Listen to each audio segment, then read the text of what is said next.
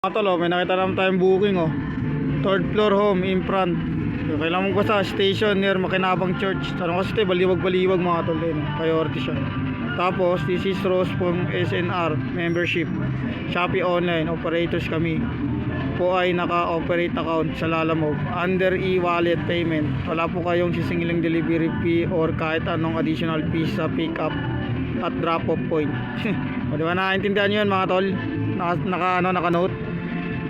Doon pa lang sa third floor, may queuing service na yan mga tol, plus 70 sa mga baguhan, mga hindi nakakaalam. Plus 70 yan mga paps ha.